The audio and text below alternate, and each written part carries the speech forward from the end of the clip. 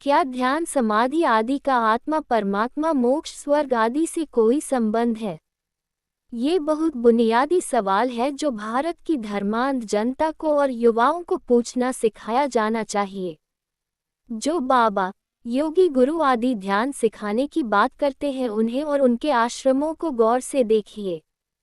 वे बातें ध्यान की करते हैं लेकिन जल्द ही ईश्वर, आत्मा और पिछला जन्म इत्यादि न जाने कहां से निकल आते हैं। गौतम बुद्ध की श्रमण परंपरा में ध्यान का एकमात्र अर्थ होता है अनात्मा का अनुभव। सीधे सरल शब्दों में कहें तो बात इतनी सी है कि आप अपने स्व या व्यक्तित्व को बाहरी उपादानों से किस तरह परिभाषित करके अपनी ही परिभाषाओं की कैद में कैसे फंस जाते हैं, यही जानने की प्रक्रिया ध्यान है।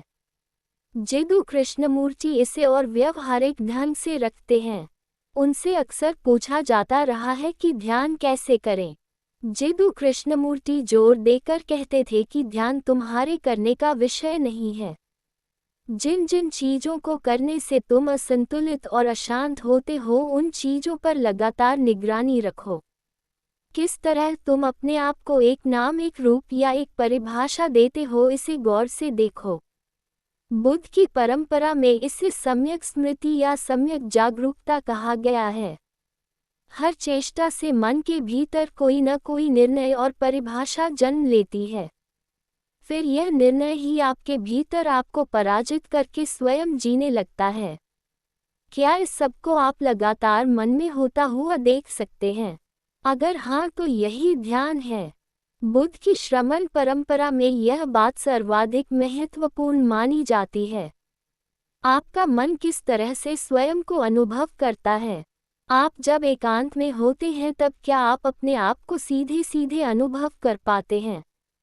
या फिर आपको अपने नाम, योग्यता, उपलब्धियों, अतीत, भविष्य आदि का सहारा लेकर खुद को अनुभव करना होता है? ये बहुत गहरा बिंदु है, इसी पर सब कुछ टिका है।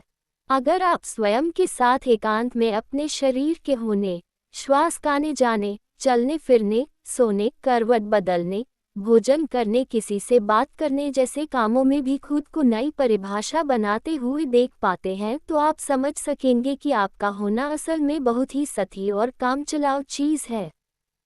हमारा स्व या व्यक्तित्व रोजमर्रा की शारीरिक मानसिक चेष्टाओं से रोज जन्म लेता है। आप आज अपना भोजन बदल लें तो शरीर में बदलाव शुरू हो जाता है। आप मन को नई भाषा या आदत सिखाते हैं, मन तुरंत बदलने लगता है। एक व्यक्ति जन्म से मृत्यु तक शरीर और मन में हजारों बार बदलाव करता हुआ जीता जाता है। कोई एक ठोस व्यक्तित्व या स्व या आत्मा नहीं होता। इस स्व या आत्मा को बहुत जागरूक होकर देखा जा सकता है।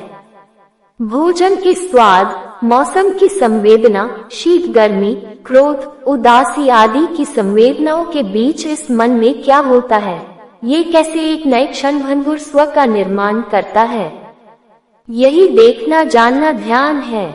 यही गौतम बुद्ध और जेदू कृष्णमूर्ति की मूल शिक्षा है। लेकिन